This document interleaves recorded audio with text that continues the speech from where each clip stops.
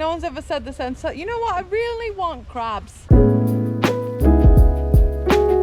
We are in Hoi An, Vietnam, and these are basket boats. We're gonna go on a little tour. They're gonna spin us around. We're just gonna see what happens because I don't entirely know what is happening. And we paid an extra $6 so we could get 2 boats instead of 1. So let's go. Right, this is Australia. Where are you from? From here? Yeah, from Vietnam. Of course. That was one of those moments where you're like, thank you, you have a good day too. Then it's like, ah. I'm ready. There's life jackets in case you can't swim. To be fair, if I couldn't swim, I don't think you'd find me on the water very often because that would be a terrifying thought. Although I really don't know, if you ever fall into the water, just relax and then just float. Okay? Don't freak out. Just relax, breathe, and you'll float back up to the top of the water. That's my advice. That's Miller's tip of the day.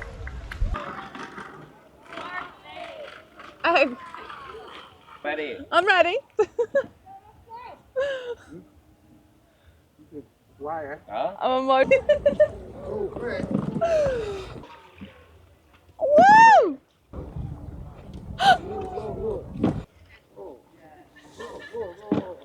I think it's easier when there's not a fat tourist in it, if I'm honest. So they've made us loosely put on the life jackets because there's lots of people. Wow, look how busy it is. Okay, so this bit of the river, she's getting a tad more hectic. Oh God, yeah. Hi! Woo! It's bumper boats! He never told me it was gonna be bumper boats. This is pretty good. My hat is impeding my sight. I think the hat is what will make me drown. The life jacket is not going to save me. It's coming up to some sort of party area. I can hear music. There's things flying. I'm seeing tourists in the water. No, I'm kidding. There's no tourists in the water, but maybe I'll be the tourist in the water. Thank you. Oh! Okay, we're in the boat. Ah! Oh my God! Holy shit!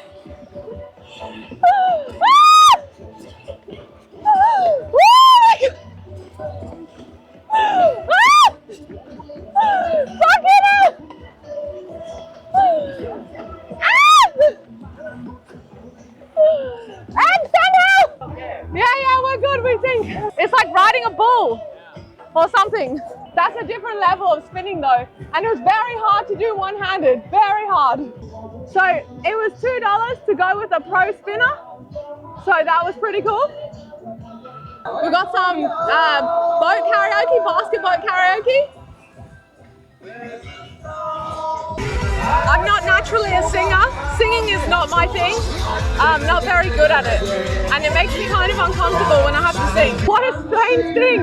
We're like on the basket boats and then we like, you're going through all these like activities. Like,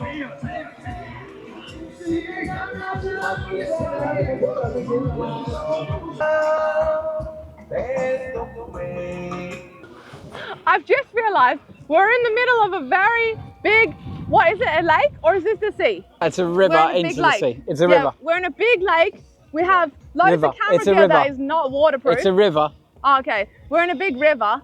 I mean, I wasn't very good at geography because my teacher had cone titties. Let me demonstrate you quick. This was my geography teacher. She had cone titties, I'm telling you, like they were like that. And she was talking about things and I didn't know what she was saying. Yeah, so we're on a river. A lake. Oh, you want me to stand? Okay, that's a good idea. Okay. Oh. Ah! I got it! No. I told you! Fine, it's fine. Right, so we're on a river. And I've just realized that we have loads of camera gear that is not waterproof. So that's slightly scary. The water's very salty. And because that's the sea. So that's the sea and this is a river. Well, the river into the sea, it's an estuary. Well, who cares? There's a lot of water and the cameras are not waterproof, so it's slightly scary. Okay. I know, they're letting me drive the boat. Yeah, come on. Yes! Why are we going round in circles? This is not it.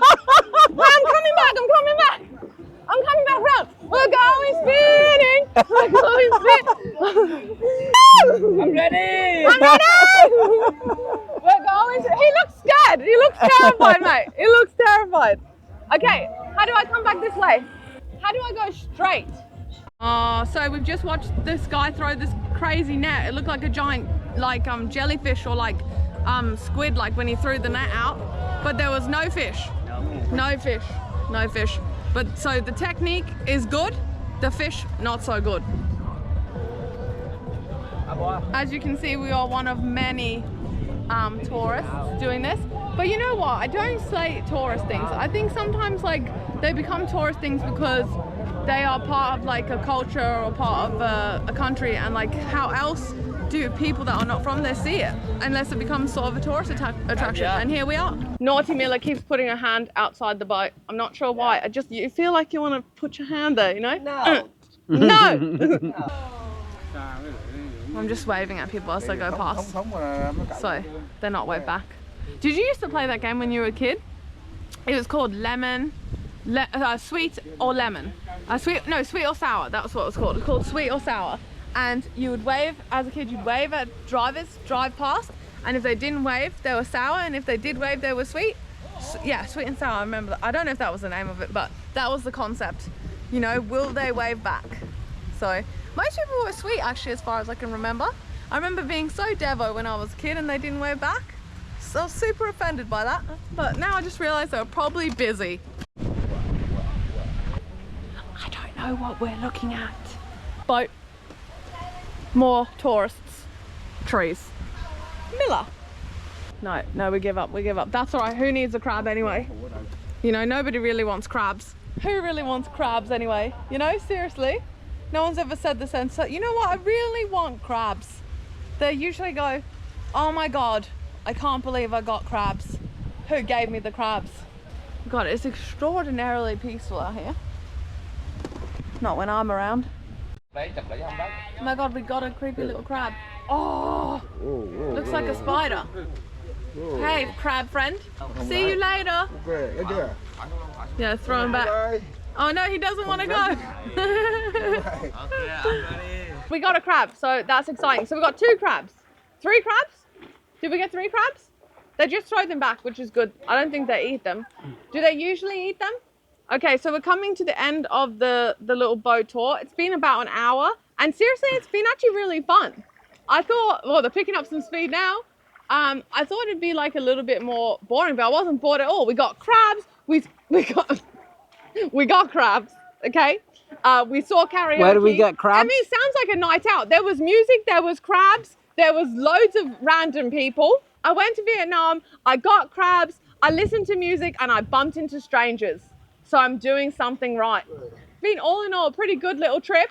I definitely think it's actually worth doing. I didn't honestly know if I'd actually like recommend it. Not that anybody cares about my recommendations because I don't know shit, but this was fun.